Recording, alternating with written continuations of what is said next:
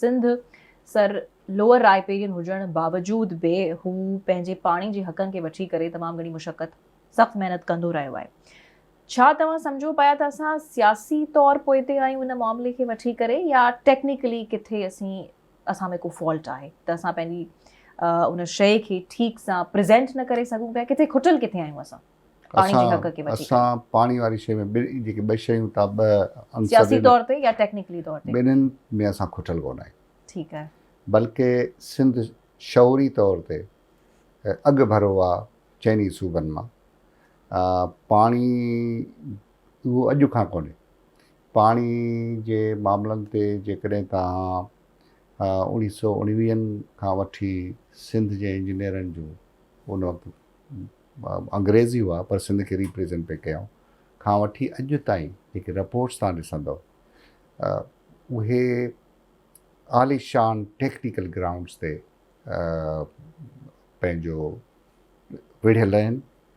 ऐं case so much so that जे क्या ब्रिटिश राज हो त इन्हनि शयुनि खे सिंध जे मौक़िफ़ खे तमामु वधीक तस्लीम कयो।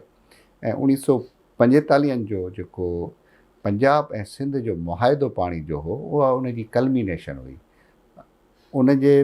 पर उन खां पोइ छा थियो, पाकिस्तान ठहियो। त उहो पाकिस्तान जॾहिं ठहियो, जेको सिंध जो हिकिड़ो खटियल केस हो, उहो उनजी हैयत चेंज इन करे थी वई त पहिरियों त ॿिनि सूबनि जे विच में, गॾियल हिंदुस्तान जे ॿिनि सूबनि जे विच में उहो मसइलो उहो ॿिनि मुल्कनि जे विच में थी वियो। पंजाब जेको ईस्ट ऐं वेस्ट हो उनजो हिकिड़ो हिसो लोअर रेपरेंट थी वियो। अच्छा, उहो एतिरो शदीद हो 1948 में जो सिंध खे हुकूमती तौर ते यादि ई कोन रहियो त असांजो मसइलो छा आहे।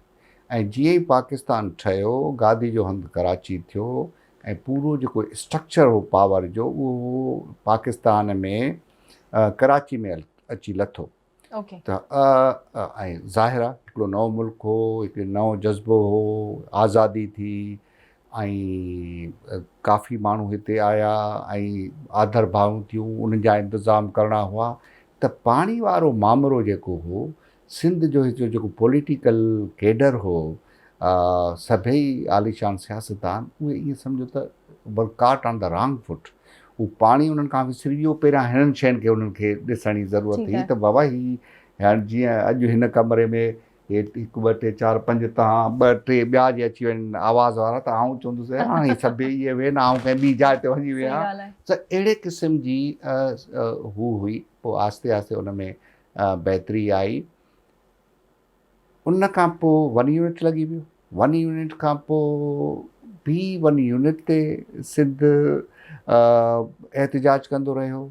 उन जे विच में वरी जेके पाणी जा मसइला जॾहिं बि थिया, सिंध एहतिजाज कंदो रहियो। त पॉलिटिकली ऐं टेक्निकली एहतिजाज कंदो रहियो। कालाबाग 80s में शुरू थियो, उन जा नारा शुरू थिया। असां स्टूडेंट लाइ 83 में पहिरियों दफ़ो असां उनखे ॿुधण में आयासीं त वरी एॾी सख़्तु मार्शल लॉ जे हूंदे सिंध सख़्तु एहतिजाज कयो।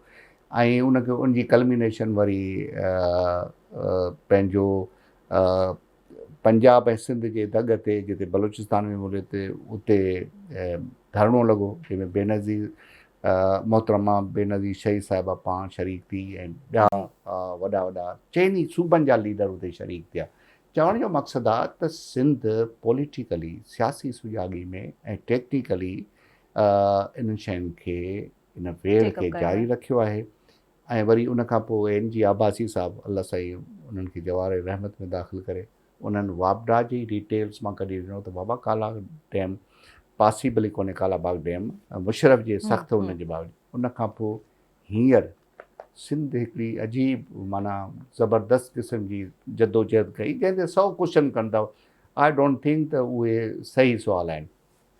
इहो पॉलिटिकली जदोजहद हुई, समाजी तहरीक हो, अहिंसा जी बुनियाद ते, जंहिंमें न को कंहिं पथर कयो, न कंहिंखे पथर आयो।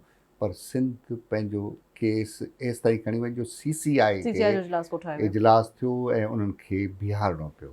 त आई डिफर त इन्हनि ॿिन्हिनि मोकरनि ते टेक्निकली तरीक़े सां सिंध विढ़ंदी रही आहे। ऐं पाणी हिकु अहिड़ो यूनाइटिंग एक्ट आहे सिंध जे लाइ त उन में मां सम्झां थो त सिंधी आम माण्हू उहो वधीक शऊर रखे थो हिकु पढ़ियल लिखियल मूं जहिड़े टेक्नोक्रेट लाइ, ऐं ॿिया जेके असां ब्यूरोक्रेट ऐं अफ़सरशाही ऐं इंजीनियर असां जेका कमदारी कंदा रहिया आहियूं उन्हनि खां हू बहितर वधीक शऊर रखंदा शऊर आहिनि। रखे थो। ठीकु। जी